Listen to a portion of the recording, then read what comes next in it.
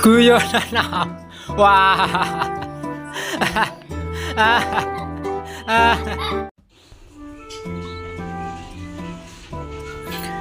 Kisah ini mirip dengan kejadian pada masa Nabi Sulaiman ketika ia masih muda. Entah sudah berapa hari kasus seorang anak bayi yang diakui oleh dua orang ibu yang sama-sama sangat ingin memiliki anak. Hakim pun rupanya mengalami kesulitan untuk memutuskan dan menentukan perempuan yang menjadi ibu bayi itu sebenarnya. Kasus ini sudah berlarut-larut tanpa ada keputusan yang jelas. Sang hakim akhirnya menghadap Baginda Raja untuk meminta bantuan. Baginda pun turun tangan. Baginda memakai taktik rayuan. Baginda berpendapat mungkin dengan cara-cara yang amat halus, salah satu dari wanita itu ada yang mau mengalah.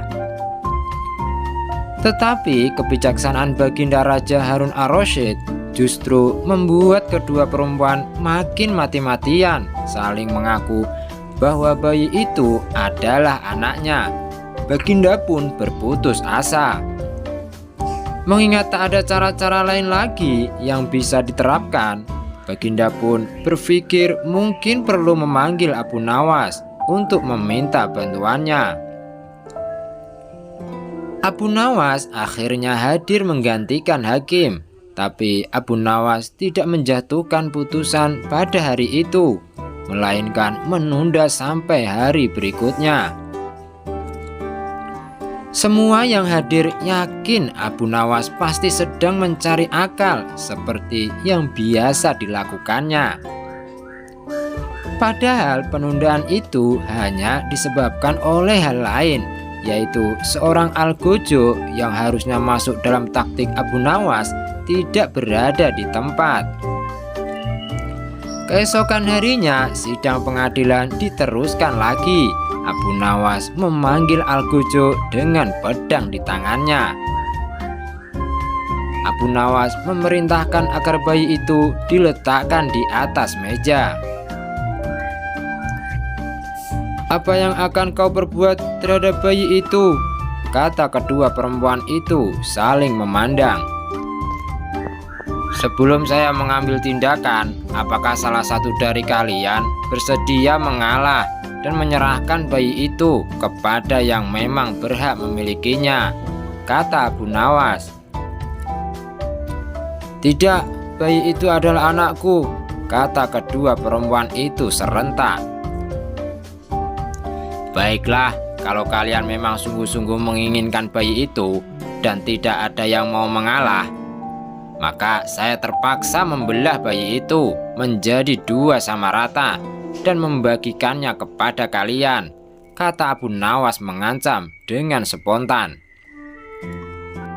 Perempuan pertama girang bukan kepalang. Ia setuju akan tindakan yang akan dilakukan Abu Nawas, sedangkan perempuan kedua menjerit-jerit histeris.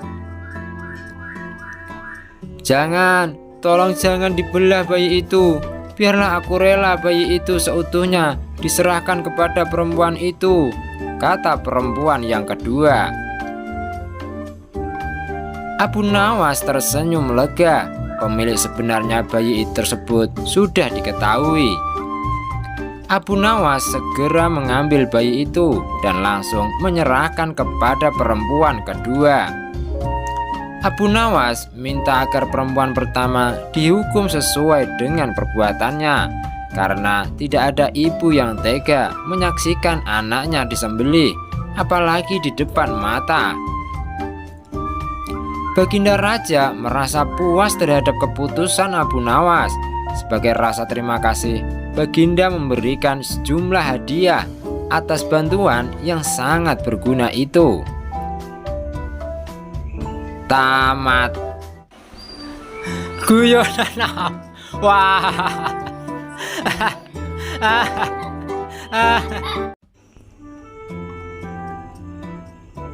Pada suatu hari di kerajaan yang dipimpin oleh Raja Harun ar-Rasyid telah terjadi huru-hara. rakyatnya tidak lagi mendapat ketenangan seperti biasanya karena telah terjadi penculikan dan pembunuhan yang misterius. Raja dan para prajuritnya akhirnya mengetahui bahwa huru-hara tersebut bukan datang dari musuh, namun dari dalam istana sendiri yang diotaki oleh para menterinya.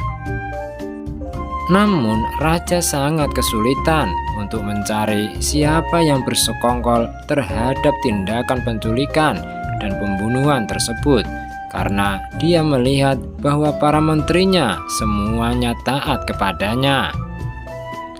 Dari itu dipanggillah Abu Nawas sebagai penasehat yang cerdas yang memiliki segudang cara dalam menyelesaikan masalah. Wahai Abu Nawas, akhir-akhir ini aku sangat gelisah karena terjadi kekacauan di sana-sini. Sepertinya ada orang kepercayaanku yang hendak mencoba menghancurkan kerajaanku. Apa memang ada yang salah dengan kepemimpinanku? Tanya Baginda Raja kepada Abu Nawas. Ampun beribu ampun Baginda, apa yang bisa hamba lakukan untuk membantu Baginda? Tanya Abu Nawas. Begini wahai Abu Nawas, berilah cara kepadaku untuk menguji kesetiaan para menteriku, pinta Baginda Raja. Baiklah Paduka, berilah hamba waktu sehari saja agar bisa memikirkan caranya, ujar Abu Nawas. Abu Nawas pun kembali ke rumahnya setelah Baginda Raja memberinya waktu sehari.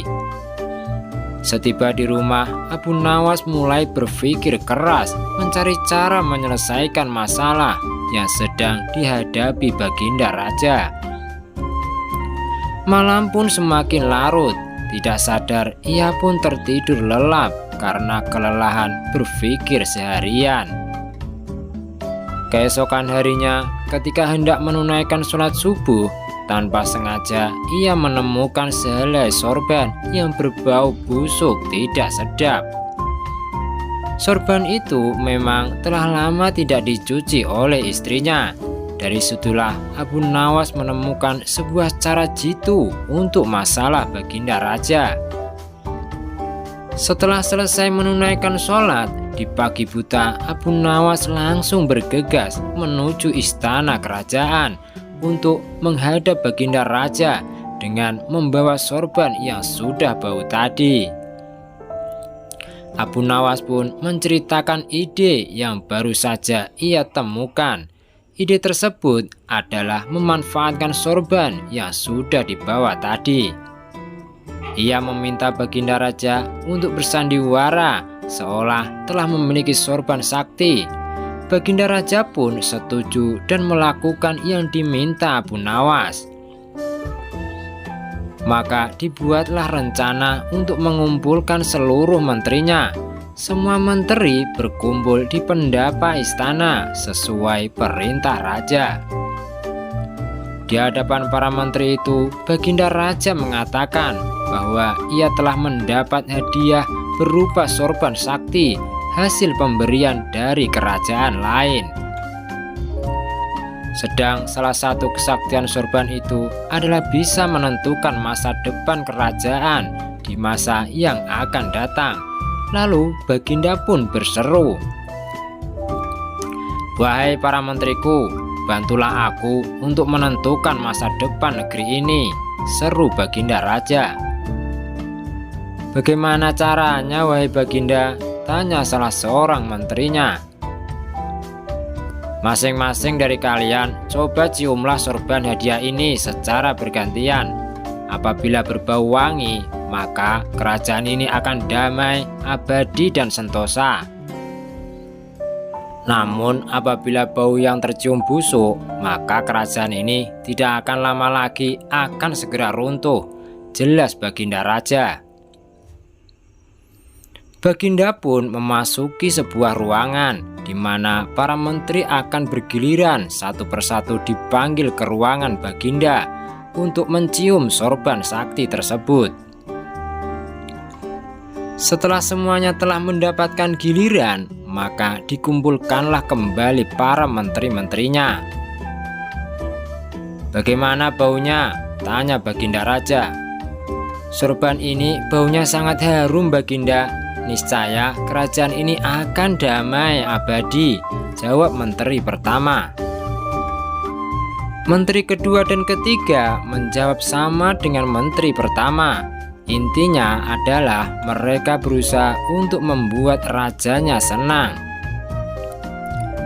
Giliran menteri keempat dan kelima angkat bicara. Di luar dugaan, menteri keempat dan kelima ini mengatakan bahwa sorban sakti tersebut baunya busuk dan menyengat hidung. Mendengar pernyataan menteri keempat dan kelima itu, Baginda Raja akhirnya membuka rahasia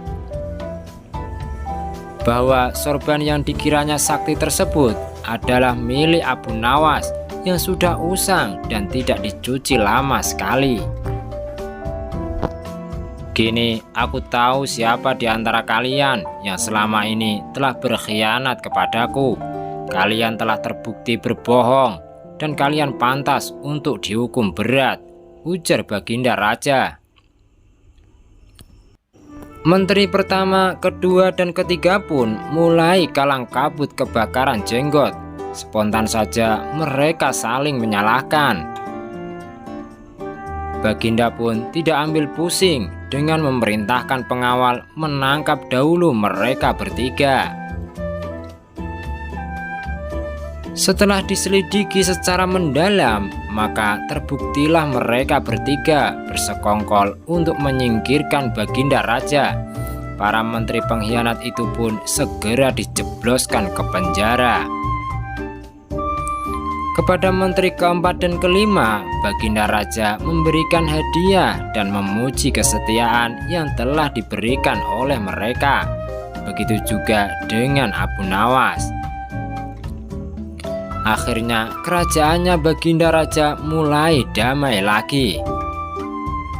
Semua itu tidak terlepas dari jasa ide brilian dari sosok Abu Nawas yang sangat jenius. Itulah di antara hikmah jika suatu perkara itu diselesaikan dengan menggunakan akal, bukan menggunakan nafsu dan perasaan. Tamat. Guyonan. Wah.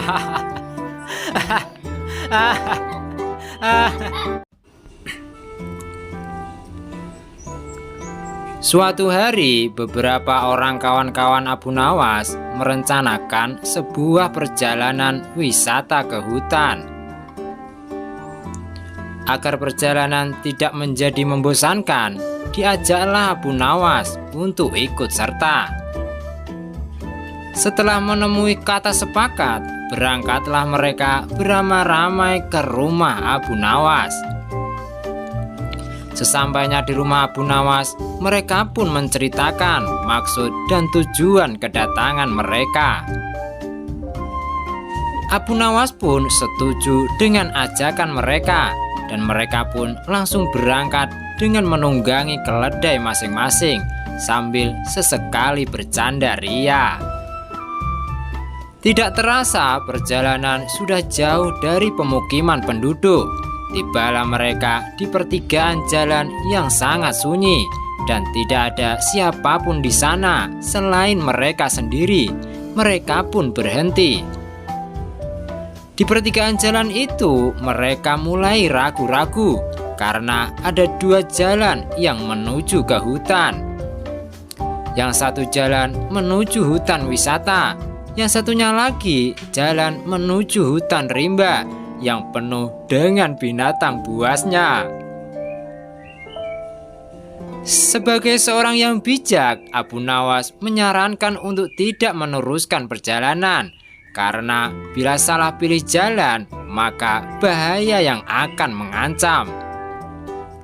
Tetapi salah seorang dari mereka tiba-tiba berkata, "Aku mempunyai dua orang sahabat yang tinggal dekat semak-semak di sebelah sana. Mereka adalah saudara kembar identik. Tidak ada seorang pun yang bisa membedakan keduanya karena rupa mereka begitu mirip. Tapi perbedaan mereka, yang satu selalu berkata jujur, sedangkan yang lainnya selalu berkata bohong.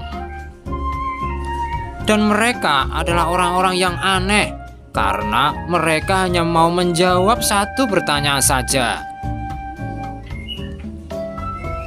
Apakah engkau bisa mengenali salah satu dari mereka yang selalu berkata benar? Tanya Abu Nawas. Tidak, jawab kawan Abu Nawas singkat. Baiklah kalau begitu kita beristirahat sejenak, usul Abu Nawas. Mereka pun beristirahat sambil menyantap bekal yang sudah disediakan.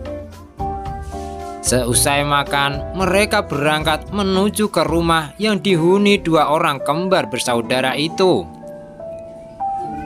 Setelah pintu dibuka, maka keluarlah salah seorang dari dua orang kembar bersaudara itu. Maaf, aku sangat sibuk hari ini. Engkau hanya boleh mengajukan satu pertanyaan saja, tidak boleh lebih, katanya. Kemudian Abu Nawas menghampiri orang itu dan berbisik. Orang itu pun juga menjawab dengan cara berbisik pula kepada Abu Nawas. Abu Nawas mengucapkan terima kasih dan segera mohon diri. Hutan yang kita tuju melewati jalan sebelah kanan, kata Abu Nawas mantap kepada kawan-kawannya. Bagaimana kau bisa memutuskan harus menempuh jalan sebelah kanan? Sedangkan kita tak tahu apakah orang yang kita tanya itu orang yang selalu berkata benar atau yang selalu berkata bohong, tanya salah seorang dari mereka. Karena orang yang kutanya menunjukkan jalan yang sebelah kiri, kata Abu Nawas. Karena masih belum mengerti juga, maka Abu Nawas menjelaskan. Begini loh, tadi aku bertanya, apa yang akan dikatakan saudaramu bila aku bertanya jalan yang mana yang menuju hutan yang indah? Bila jalan yang benar itu sebelah kanan, dan bila orang itu kebetulan yang selalu berkata benar, maka ia akan menjawab jalan sebelah kiri. Karena ia tahu saudara kembarnya akan mengatakan jalan sebelah kiri, sebab saudara kembarnya selalu berbohong. Bila orang itu kebetulan yang selalu berkata bohong, maka ia akan menjawab jalan sebelah kiri. Karena ia tahu saudara kembarnya akan mengatakan jalan sebelah kanan, sebab saudara kembarnya selalu berkata benar. Mendengar penjelasan Abu Nawas, barulah kawan-kawannya mengerti. Mereka pun segera berangkat menuju hutan wisata tujuan mereka. Tamat. Guyonan. Wah.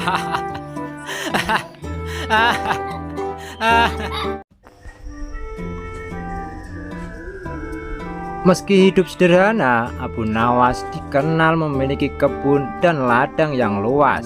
Karena kesederhanaannya itu, ia tidak pernah memperlihatkan gaya hidup yang mewah, layaknya seseorang yang memiliki banyak tanah.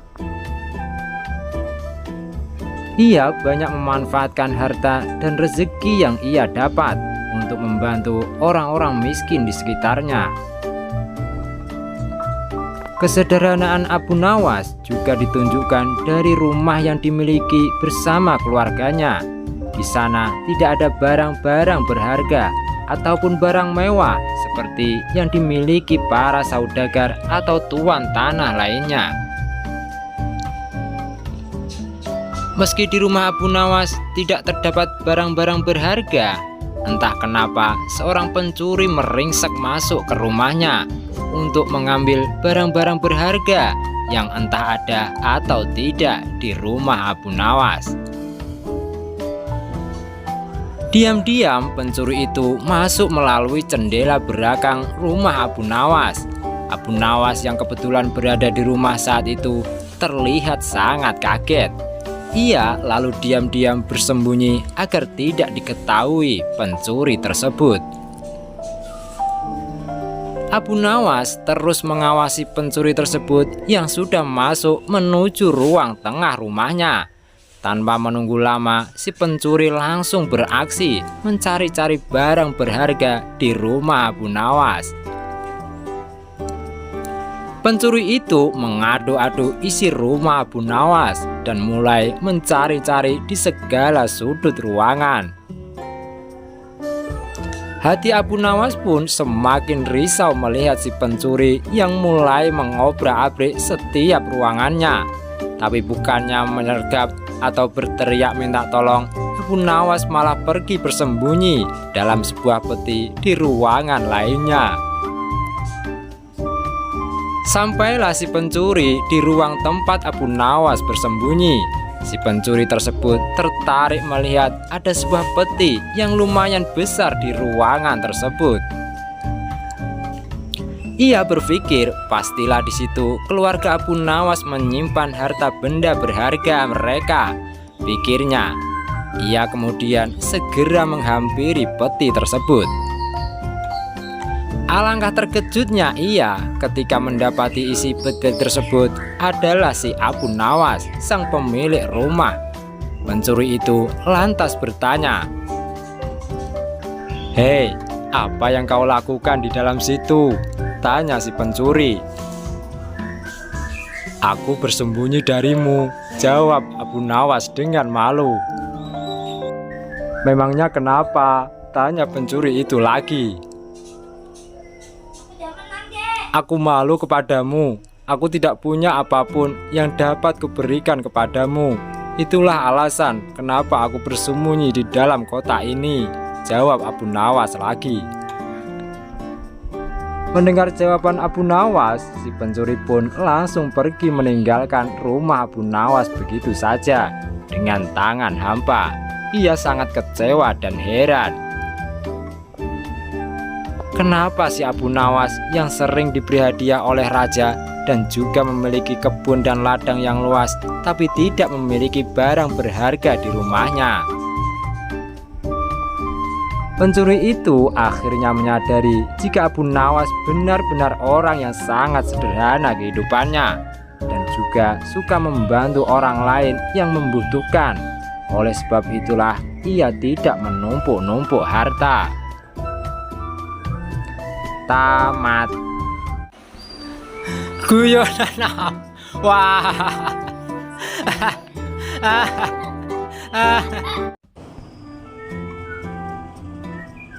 Pada suatu hari, kerajaan Raja Harun ar-Rasyid mengalami krisis ekonomi yang buruk. Salah satu andalan pemasukan kerajaan yang berasal dari pajak tidak mampu lagi mencapai target yang telah ditetapkan oleh kerajaan. Akibatnya, banyak fasilitas umum dan bangunan-bangunan di kerajaan banyak yang rusak karena tidak ada biaya untuk memperbaikinya. Baginda Raja pun menjadi geram dengan kondisi kerajaan saat itu. Padahal kerajaan telah beberapa kali memperluas wilayahnya karena berhasil memenangkan peperangan. Bagaimana tidak, kerajaan telah beberapa kali memenangkan peperangan dan memiliki wilayah makin luas. Akan tetapi krisis malah muncul dari pajak. Karena kondisi ekonomi kerajaan yang sudah semakin krisis, Baginda Raja pun mengadakan pertemuan besar dengan seluruh menteri dan pembantu-pembantu kerajaan. Dari pembantu kerajaan tersebut, Abu Nawas termasuk salah satunya. Ia baru 2 bulan ditunjuk menjadi petugas pajak untuk membantu petugas lainnya. Seluruh menteri dan para pembantu kerajaan sudah hadir dan berkumpul di pendapa istana dengan membawa berbagai kertas laporan sesuai dengan bidangnya masing-masing. Kertas-kertas laporan tersebut sangatlah banyak hingga ada yang berserak-serakan di lantai. Baginda Raja lalu memasuki ruangan dan mulai berkata, "Bagaimana mungkin banyak infrastruktur di kerajaanku ini rusak tanpa perawatan? Kenapa hasil pertanian bisa sangat menurun? Padahal tanah di kerajaan ini cukup subur untuk bercocok tanam. Apa yang kalian lakukan selama ini untuk membantu kerajaan?" bentak sang raja geram. Semua yang hadir hanya bisa terdiam, tidak bisa menjawab apa-apa selain menyerahkan tumpukan-tumpukan kertas laporan pekerjaan mereka masing-masing. Baginda yang sedang naik pitam akhirnya merobek-robek dan melempar kertas-kertas laporan tersebut. Bahkan beberapa dari pembantu kerajaan tersebut disuruh memakan kertas laporannya. Abu Nawas yang juga merupakan salah satu pembantu kerajaan yang juga hadir di sana hanya diam, tidak bisa berbuat apa-apa karena Baginda terus marah-marah. Dalam keadaan tertekan itu, Abu Nawas terus memikirkan cara bagaimana jika nantinya Baginda bertanya tentang laporannya. Kini tibalah giliran Abu Nawas untuk mempertanggungjawabkan hasil kerjanya. Ia pun langsung berjalan menghadap Baginda Raja dengan membawa sepotong roti.